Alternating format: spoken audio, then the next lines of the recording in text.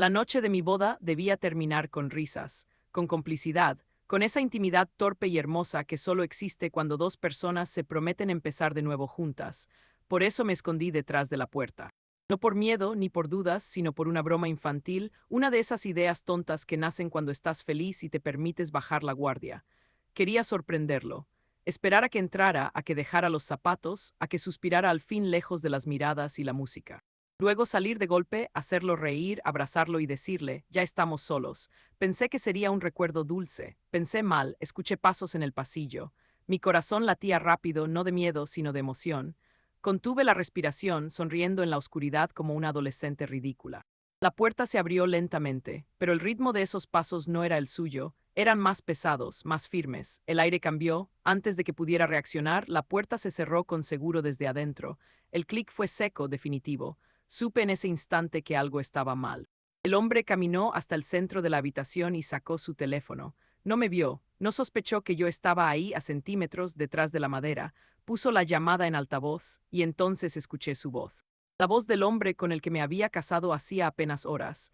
Ya no era la voz cálida de la ceremonia ni el susurro prometedor del banquete, era otra, fría, precisa, sin emoción, hablaba de firmas, de documentos ya listos, de tiempos, de dinero, de herencias, de que todo estaba en orden y de que ya no había marcha atrás. Cada palabra caía como una losa sobre mi pecho. El romanticismo murió ahí mismo, sin dramatismo, sin ruido. Solo una certeza helada que se me instaló en el cuerpo. Yo no era la esposa amada en esa conversación, era una pieza. No lloré, no grité. Me quedé inmóvil, respirando lo justo para no delatarme, mientras entendía que el amor que celebré frente a todos tenía una sombra demasiado grande detrás. Que esa noche, la más feliz según el guión, estaba a punto de convertirse en el inicio de algo mucho más oscuro. Y no. Todavía no puedo contarte exactamente qué escuché, ni quién era ese hombre, ni por qué esas palabras me cambiaron para siempre. Antes necesitas conocerme, saber quién era yo antes de esa puerta cerrada. Antes de seguir, dime desde qué ciudad me escuchas, porque lo que descubrí esa noche cambió mi vida para siempre. No nací con ventajas. Nací con ruido, con carencias, con esa sensación constante de que el mundo siempre iba un paso delante de mí. Crecí en una casa donde el dinero no alcanzaba y las preocupaciones se heredaban como los muebles viejos, de generación en generación. Aprendí temprano a no pedir demasiado, a observar, a trabajar más de lo que me correspondía. Mientras otros soñaban, yo calculaba. Mientras otros se quejaban, yo hacía. No por ambición elegante, sino por supervivencia, porque entendí muy joven que nadie iba a venir a rescatarme. Mi primer matrimonio no fue un cuento de hadas, pero fue real. Lo construimos sin aplausos, sin fotos bonitas, sin promesas grandilocuentes. Hubo amor, sí, pero sobre todo hubo lealtad. Trabajábamos juntos, ahorrábamos juntos, nos caíamos y nos levantábamos como un equipo cansado, pero firme. Él creyó en mí cuando yo todavía dudaba. Yo sostuve cuando él flaqueó. No éramos perfectos, pero éramos honestos. Y eso, con el tiempo, se volvió raro. Perdí a ese hombre antes de perder el matrimonio. La enfermedad llegó sin pedir permiso y se llevó más que una vida. Se llevó la versión de mí que todavía creía que el esfuerzo siempre era recompensado. Lloré en silencio. Seguí adelante. No porque fuera fuerte, sino porque no tenía otra opción. Me convertí en madre sola sin haberlo planeado, sin discursos motivacionales, sin red de apoyo. Crié a mi hijo mientras levantaba un negocio que empezó siendo apenas una idea torpe en una libreta manchada de café. Trabajaba de día, de noche y a veces de madrugada. Dormía poco, dudaba mucho. Aprendí a negociar con personas que me miraban por encima del hombro, a firmar contratos con manos firmes aunque por dentro temblara. No pedía favores, cumplía.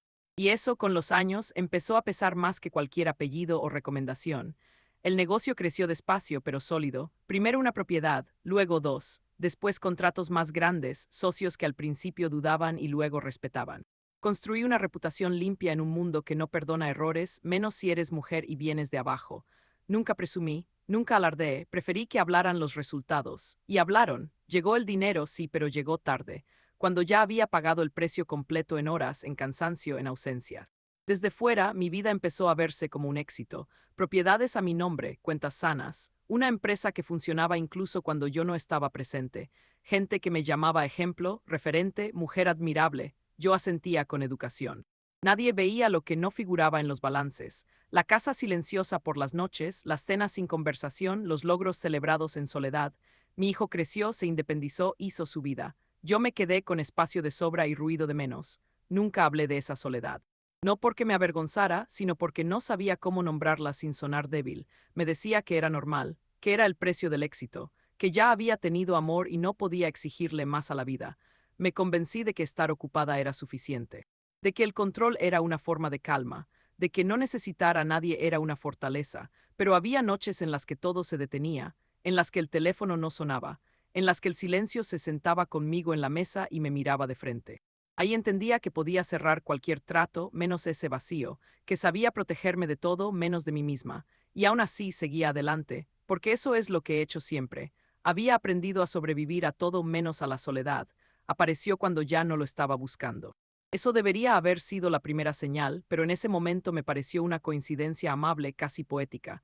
Era atento sin ser invasivo, seguro sin ser arrogante, cálido de una forma que no pedía explicaciones. Sabía escuchar, sabía esperar, y sobre todo sabía hacerme sentir tranquila, no deslumbrada, no acelerada. Tranquila, después de años viviendo en alerta constante, esa sensación fue peligrosa. No llegó con promesas exageradas ni discursos vacíos, llegó con presencia, con llamadas a la hora justa, con mensajes que no exigían respuesta inmediata, con una paciencia que parecía respeto. Me hablaba de su vida sin dramatizarla, de errores pasados como aprendizajes, de relaciones rotas sin rencor. Se mostraba cómodo con mi independencia, incluso la admiraba, o eso decía. Yo observaba, analizaba, medía. No estaba dispuesta a volver a equivocarme, y aún así algo empezó a aflojarse dentro de mí. Mi hijo lo notó antes que yo. Al principio fue distante, educado pero frío, no hostil, solo reservado. Me dijo que fuera despacio, que no me apresurara, que no tenía prisa. Le respondí que no la tenía, y era verdad, o al menos eso creía. Durante semanas mantuvo esa postura, observador, prudente, casi desconectado. Luego, sin previo aviso, cambió, empezó a preguntar por él, a incluirlo en conversaciones, a bromear, demasiado fácil, demasiado rápido. Me tranquilizó verlo así. Pensé que era una señal de aprobación, otra coincidencia que quise leer como destino. Los detalles incómodos llegaron envueltos en normalidad, preguntas que parecían prácticas, comentarios lanzados como quien no quiere profundizar. ¿Tienes todo en orden legalmente? Con tantos activos es importante prever. ¿Has revisado tus pólizas últimamente? Nada escandaloso, nada que por sí solo sonara alarmante. Yo misma había dicho frases similares antes, en otros contextos, pero había algo en el momento, en la insistencia suave, en el interés por los plazos, por los nombres, por las cifras, que me hacía fruncir el ceño en silencio. No quise desconfiar. No porque fuera ingenua, sino porque estaba cansada de vivir sospechando. Quería creer que por una vez alguien se acercaba sin calcular, que no todo vínculo era una transacción encubierta. Me repetí que la prudencia no debía convertirse en paranoia, que el amor, si llegaba tarde, también merecía una oportunidad. No ignoré mis instintos, los puse en pausa. Hay una diferencia, y esa diferencia suele pagarse caro. El compromiso se aceleró sin empujones visibles, no hubo presión directa, fue más bien una lógica compartida que se fue construyendo conversación tras conversación. ¿Para qué esperar? Ya sabemos lo que queremos. No somos jóvenes, no necesitamos probar nada. Cada argumento tenía sentido, cada paso parecía consensuado, y yo, que había tomado decisiones complejas toda mi vida, no vi peligro en decidir rápido cuando todo parecía claro. La boda se organizó con eficiencia quirúrgica, sin excesos emocionales, sin grandes discusiones. Él se encargaba de lo que yo no quería atender. Yo firmaba, aprobaba, confiaba, mi hijo participaba más de lo esperado, opinaba, sugería, coordinaba, me decía que estaba feliz por mí, que me veía distinta, más ligera. Yo sonreía, quería creerle, necesitaba creerle. Hubo momentos breves, casi invisibles, en los que algo dentro de mí se tensaba. Una mirada que duraba un segundo de más, una conversación que se cortaba cuando yo entraba, un comentario sobre asegurarnos de que todo esté listo dicho con demasiada anticipación. Los registré mentalmente y los guardé en un cajón interno que prometí revisar más adelante. Siempre había sido buena archivando lo incómodo para después. Esa habilidad también había sido útil para sobrevivir. La noche antes de la boda me miré al espejo y no vi miedo, vi expectativa. Vi a una mujer que había resistido demasiado tiempo sola y estaba a punto de compartir la carga. Pensé que tal vez la vida, por una vez, estaba siendo generosa, que no todo tenía que doler para ser real, que merecía algo bueno sin tener que defenderlo. Me equivoqué en una sola cosa, no en amar, no en esperar. Me equivoqué en no entender que algunas personas no se enamoran, evalúan. Creí que el amor me había elegido, no que me estaba estudiando. La habitación estaba en silencio cuando entré primero. Habíamos llegado al hotel tarde, exhaustos, todavía con el eco de los brindis y las sonrisas ajenas pegados a la piel. Él me dijo que bajaría un momento al bar, que quería un whisky rápido para cerrar la noche. Yo asentí. Fue entonces cuando se me ocurrió la broma. Una tontería inocente, casi infantil. Esconderme detrás de la puerta y asustarlo un poco, hacerlo reír, romper la solemnidad absurda que a veces rodea a los finales felices. Pensé que sería un recuerdo bonito, el primero de muchos. Me quité los zapatos, apagué la luz principal y me coloqué detrás de la puerta, conteniendo la risa como una adolescente. Podía escuchar mi propio corazón, acelerado por la emoción y el cansancio. Me sentía viva, ligera, extrañamente feliz. Después de tanto tiempo de control y decisiones racionales, ese gesto impulsivo me pareció una victoria pequeña. El pasillo del hotel estaba en silencio. Esperé, escuché la cerradura, la puerta se abrió despacio. Contuve la respiración, lista para saltar, pero los pasos que entraron no eran los suyos. Eran más firmes, más conocidos de lo que mi mente quería aceptar. Antes de que pudiera reaccionar, la puerta se cerró con cuidado y escuché el clic del seguro. Mi cuerpo se tensó por completo. El aire se me quedó atrapado en el pecho. No era él. Era alguien de mi sangre. Avanzó hasta el centro de la habitación sin notar mi presencia. Sacó el teléfono y sin dudar activó el altavoz. Ahí entendí que no debía moverme, que cualquier sonido me delataría. Me quedé inmóvil, con la espalda pegada a la madera, el cuerpo rígido como si fuera parte del mueble. Entonces escuché su voz, la voz de mi esposo, no la que había usado durante la ceremonia, no la que me había prometido cuidado y compañía, era otra, fría, precisa. Desprovista de emoción, ¿todo salió como planeamos?, preguntó. La respuesta fue inmediata, una risa baja, contenida. Sí, firmó todo, no sospecha nada. Sentí que el estómago se me hundía. Las palabras no se ordenaban todavía, pero el tono ya lo decía todo. Mi mente empezó a correr buscando explicaciones imposibles. Un malentendido, una broma privada, algo que yo no estaba entendiendo, pero entonces siguieron hablando, mencionaron cifras, seguros, fechas. Escuché mi nombre dicho como si no fuera una persona, sino un expediente. Con el seguro actualizado no hay margen de error. La herencia queda limpia, solo tenemos que esperar el momento adecuado. Cada frase caía como un golpe seco, sin dramatismo, sin pausa. Hablaban de mí como se habla de una inversión, de un riesgo calculado, de un obstáculo temporal. Quise llorar, de verdad. Sentí el impulso físico de hacerlo, como una ola que sube desde el pecho, pero no salió nada, ni un sollozo ni una lágrima. Mi cuerpo eligió otra cosa. Se congeló, mi respiración se volvió mínima, controlada al extremo. Inspiraba en fragmentos pequeños, contando mentalmente para no hacer ruido. Mis manos temblaban, pero no podía moverlas. No podía caer, no ahí. Hablaron de un accidente con una ligereza que me heló la sangre, como si fuera un trámite más, algo que ocurre, algo que se explica. Escuché cómo se repartían tareas, cómo afinaban detalles, cómo se tranquilizaban mutuamente. No había duda en sus voces, no había miedo, solo impaciencia. En ese instante entendí algo que dolió más que las palabras. Esto no era impulsivo, no era reciente, era un plan. El tiempo dejó de tener sentido. No sé cuánto duró la llamada, 5 minutos, 10, una eternidad. Yo seguía ahí, detrás de la puerta, sosteniéndome en un equilibrio absurdo entre el pánico y la lucidez. Pensé en moverme, en salir, en enfrentar, pero supe que sería un error. No tenía pruebas, solo mi palabra. Y la palabra de una mujer recién casada que acusa a su esposo y a su propio familiar en la noche de bodas suena, para muchos, como locura.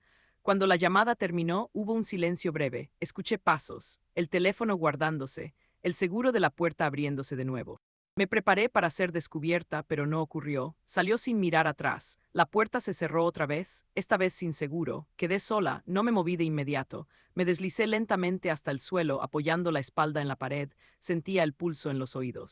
El vestido me apretaba el pecho. Me obligué a respirar. Una vez, dos, tres. No podía derrumbarme, no todavía, no sin pensar. Me levanté cuando estuve segura de que podía caminar sin caer. Fui al baño y me miré al espejo.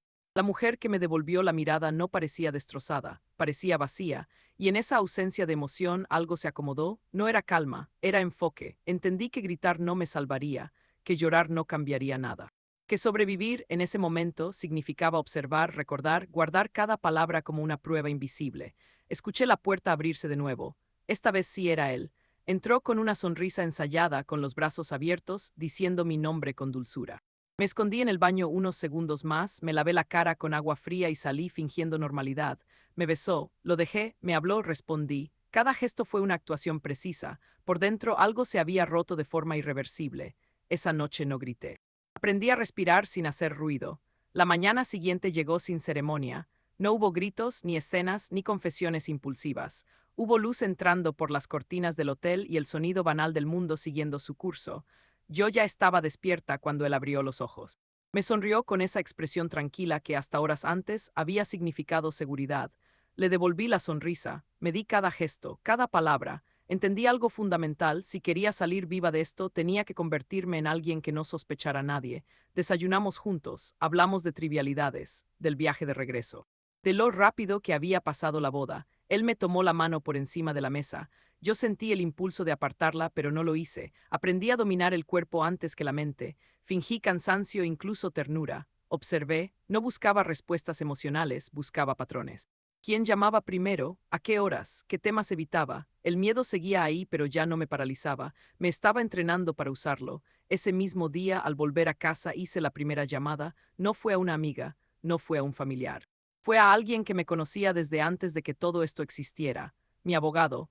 El hombre que había visto crecer mi patrimonio desde una pequeña empresa hasta un sistema complejo de contratos, propiedades y fideicomisos. Le pedí una reunión urgente. No le expliqué nada por teléfono.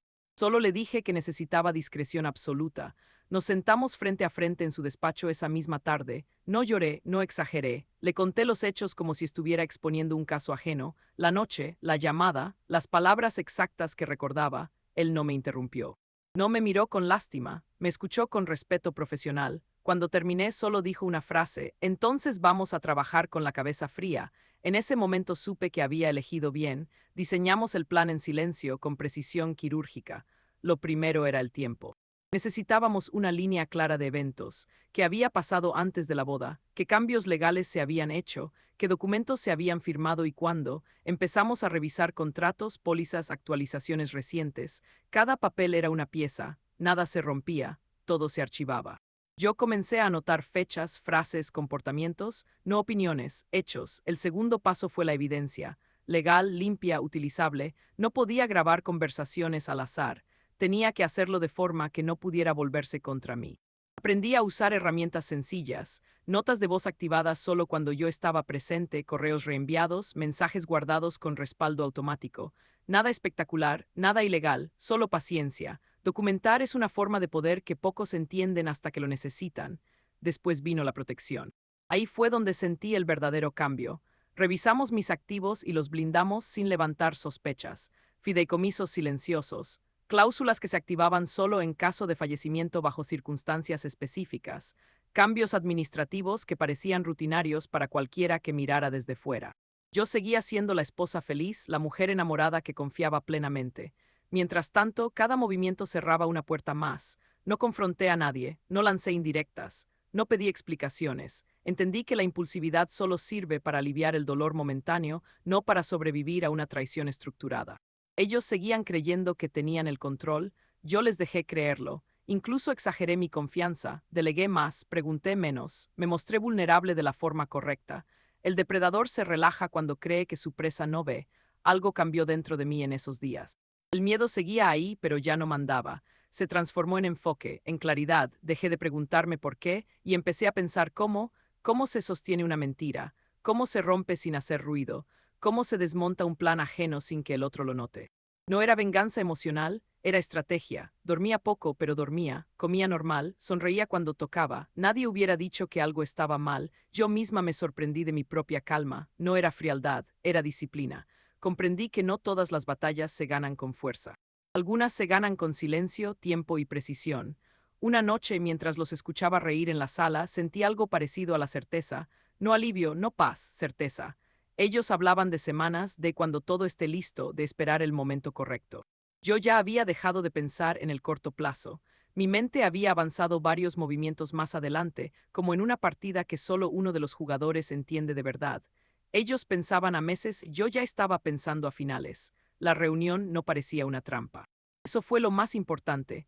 Si alguien la hubiera descrito desde fuera, habría sonado incluso amable: una cena en casa para celebrar el nuevo comienzo, para agradecer apoyos, para cerrar acuerdos pendientes. Familia cercana, dos socios clave, mi abogado presentado solo como un amigo de años. Nada excesivo, nada teatral. La normalidad, aprendí, es el mejor disfraz de la verdad cuando está a punto de explotar. Preparé todo con calma. Elegí una noche entre semana cuando nadie espera sorpresas. La mesa estaba bien puesta, la conversación fluyó sin tensión, él estaba relajado, incluso bromista. Mi hijo, tan correcto últimamente, se movía con una seguridad que antes no tenía.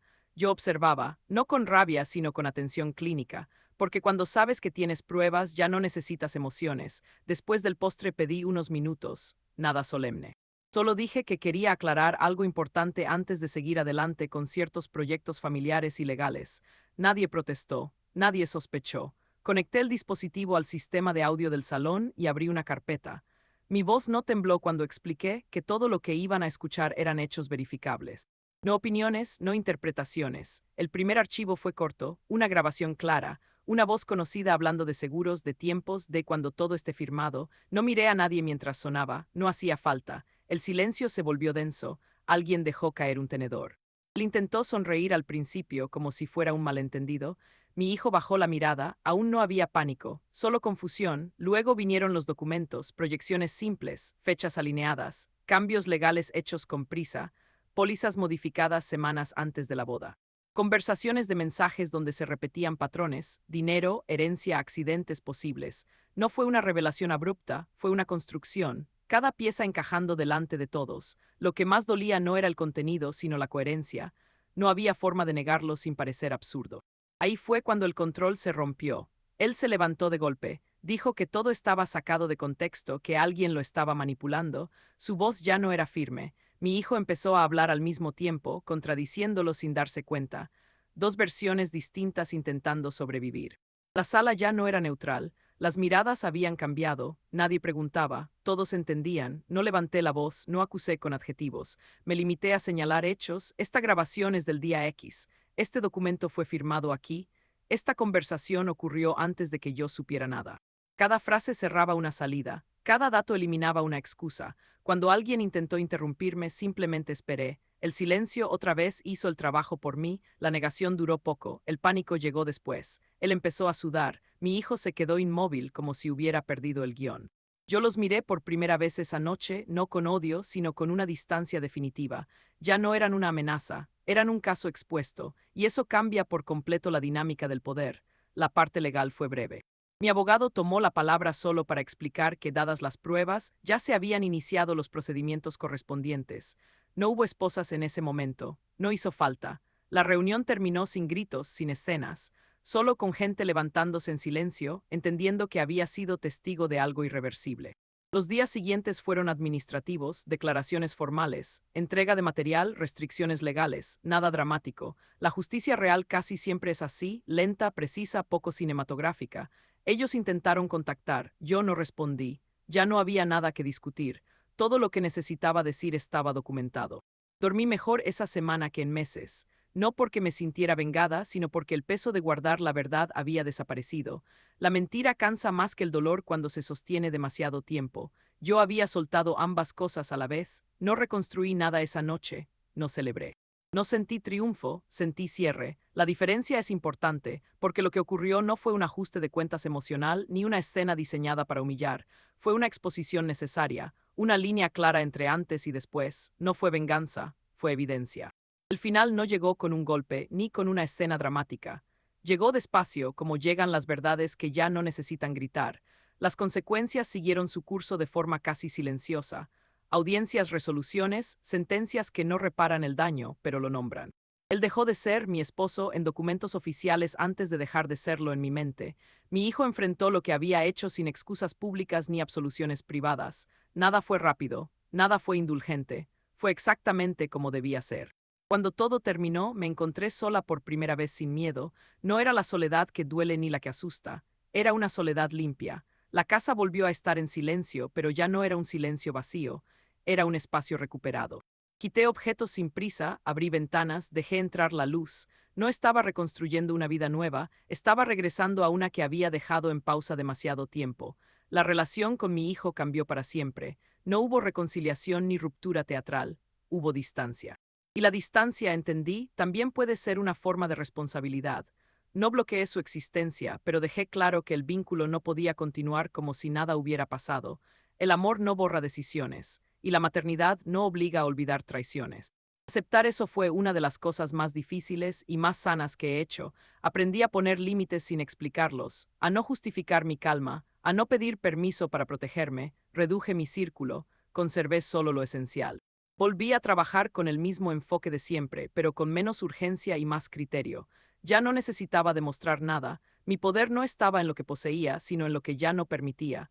Mi vida empezó a llenarse de pequeñas cosas que antes ignoraba, rutinas simples.